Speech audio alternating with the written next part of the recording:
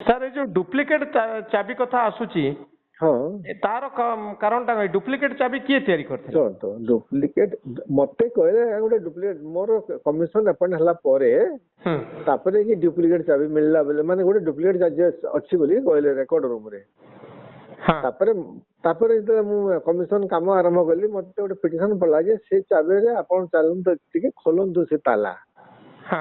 ମୁଁ କହିଲି ସେଟା ମୋର ତଦନ୍ତ ପରିଶ୍ରମ ଯୋଉ କମିଶନ ବସିଛି ତାର ଯୋଉ ଟର୍ମସ ଅଫ ରେଫରେନ୍ସ ତାର beyond that terms of reference. ଆପଣ ଯଦି ଗଭର୍ଣ୍ଣମେଣ୍ଟରୁ ପୁଣି ଆଣିବେ ରେଫରେନ୍ସର ଟର୍ମଟାକୁ ଆଉ ଏକ୍ସପାଣ୍ଡ କରିକିରି ଖୋଲିବା ପାଇଁ ସେଥିରେ ଯଦି ଇନକ୍ଲୁଡେଡ ଥିବ ତାହେଲେ ମୁଁ ଖୋଲିବାକୁ ଚେଷ୍ଟା କରିବି, ନହେଲେ ମୁଁ କଣ୍ଟ୍ରୋଭର୍ସି ଭିତରକୁ ଯିବି କାହିଁକି? ମୁଁ କାହିଁକି ଖୋଲିବି? ମୋର ତ ଦରକାର ନାହିଁ। ତେଣୁ ସେଟା ଡୁପ୍ଲିକେଟ ବୋଲି ଖାଲି ଲେଖା ହେଇଥିଲା। କିଏ କହୁଛି ଏଇଟା ସନ୍ଦେହରେ ସେମାନେ କହିଥିବେ ଏଇଟା ତାମାନେ ରତ୍ନଭଣ୍ଡାରର, କିନ୍ତୁ ଏବେ ତ ଯାହା ଜଣା ପଡିଲା ନେଇକି ଖୋଲିଲା ବେଳକୁ କିଛି ଖୋଲିଲାନି ବୋଲି କହୁଛନ୍ତି। ତାହେଲେ ସାର୍ ଏଇ ଡୁପ୍ଲିକେଟ ତାଲାଟା ଚାବିଟା କାହିଁକି ତିଆରି ହେଇଥିଲା? ଆଉ ପଛର ଆପଣ ଯୋଉ ହିସାବରେ ମତେ ପଚାରୁଛନ୍ତି ମୁଁ ମନ୍ଦିରର କିଛି ମାନେ ଇଏ ପରୀକ୍ଷା ତାଙ୍କର ପରିଚାଳନାର କିଛି ପାର୍ଟ ନା, ମୁଁ କିଛି ଜାଣିନି। ସେଟା ତ ଜଷ୍ଟ ନ୍ୟୁଜ ହଠାତ୍ ବାହାରିଲା, କଲେକ୍ଟର କହିଲେ ଡୁପ୍ଲିକେଟ ଚାବି ଗୋଟେ କଭର ଇଏରେ ଅଛି ବୋଲିକି କହିଲେ ରେକର୍ଡ ରୁମରେ। ଆପଣ ତ ସେ ବେଶୀ ଜାଣିଥିବେ, ମୁଁ ବି ସେଟା ପଢିଛି ପେପରରେ। ମତେ କହିଲେ ଆଜ୍ଞା ଚାବିଟା ଆମେ ଆପଣଙ୍କୁ ଦେବୁ ଆଉ ଚାଲନ୍ତୁ ସେଟା ଗୋଟେ ଖୋଲିବେ, ମୁଁ ମନା କରିଦେଲି। ଡୁପ୍ଲିକେଟ ଚାବିରେ ଖୋଲିବା ପାଇଁ ଆପଣଙ୍କୁ କହିଲେ, ଆପଣ ମନା କଲେ? ହଁ ମୁଁ ମନା କଲି। ମୁଁ କହିଲି ସେଟା ମୁଁ କାହିଁକି ଖୋଲିବି, ମୋର ତ ସେଟା ନାହିଁ, ମୋର beyond the scope of terms of reference. ବି ଗୋଟେ ସନ୍ଦେହ ଆସୁଥିବ ଏଇ ଡୁପ୍ଲିକେଟ ଚାବି କେମିତି ତିଆରି ହେଲା? ମୋ ମତରେ ସନ୍ଦେହ ଆସିଲା ଯେ ଏଇଟା ଯୋଉ ଡୁପ୍ଲିକେଟ କହୁଛନ୍ତି ଏଇଟା ସେଠିକା ଡୁପ୍ଲିକେଟ ଚାବି ନା ଆଉ କୋଉଠିକା ଡୁପ୍ଲିକେଟ ଚାବି? ତା ଉପରେ ତ କଭରରେ ଲେଖା ହେଇଛି ଯେ ମନ୍ଦିର ରତ୍ନଭଣ୍ଡାର ଡୁପ୍ଲିକେଟ ଚାବି ବୋଲିକିରି। ତେଣୁ ମୁଁ ଭାବିଲି ଏଇଟା ଚାବି ହେଇଥାଇପାରେ ନ ହେଇଥାଇପାରେ ସେ ମନ୍ଦିରର, ଆଉ କୋଉଥିରେ ଡୁପ୍ଲିକେଟ ଚାବି ହେଇଥାଇପାରେ। ମୋର ମନରେ ଏଇ ପ୍ରଶ୍ନ ଆସିଥିଲା।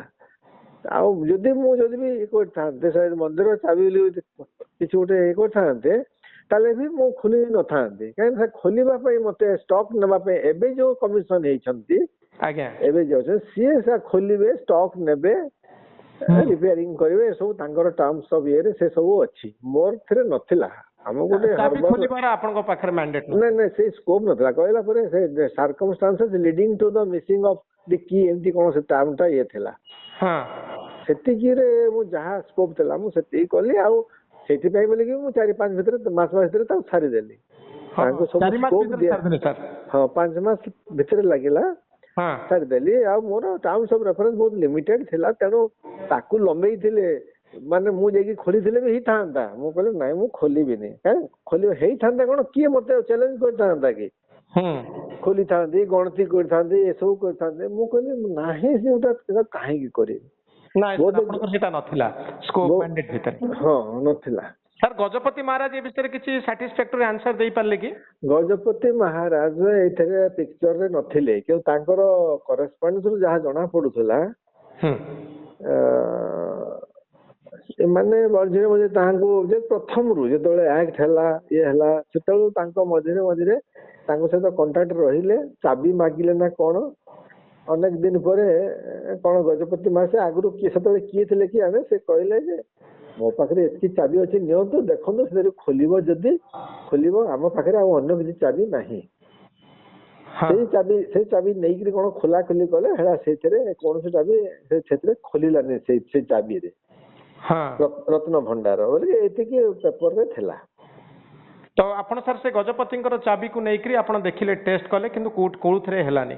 ନାଇଁ ମୁଁ ସେ ଚାବି ନେଇକିରି ମୁଁ ଟେଷ୍ଟ କାହିଁ କରିବି? ଆପଣ ସେଇ କଥା କହୁଛନ୍ତି, ମୁଁ ତାଲା କାହିଁ ଖୋଲିବି? ମତେ କଣ ଥିଲା ଯେ ତାଲା ଖୋଲିଥାନ୍ତି? ସେମାନଙ୍କ କରେସ୍ପଣ୍ଡେନ୍ସ ଥିଲା ଯେ ଗଜପତିଙ୍କ ପାଖରେ ବି ମାନେ ରତ୍ନଭଣ୍ଡାରର ଚାବି ନାହିଁ, ତେଣୁ ସେମାନେ ଫାଷ୍ଟ ଟାଇମ ଯେତେବେଳେ ଇଏ କଲେ ତାକୁ ଭାଙ୍ଗିକିରି ଖୋଲିଥିଲେ।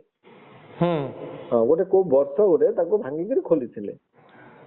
ଆଚ୍ଛା, ଅତୀତରେ ତାମାନେ ଭଙ୍ଗା ଯାଇକିରି ବି ଖୋଲା ଯାଇଥିଲା? ପୁରା ବୋଧେ ଭାଙ୍ଗିବାର ଅଛି ନା ନାହିଁ, କିନ୍ତୁ ଖୋଲି ତ ଥିଲେ ନା, ଚାବି ତ ମିଳିଲାନି। ଏବେ ମତେ କହିବେ ଯଦି ପୁଣି ମୋ ରିପୋର୍ଟ ବିଷୟରେ ମୁଁ କହିଦେଲି, କଣ ତାର ଇଫେକ୍ଟ ହବ ମୁଁ ଜାଣିନାହିଁ।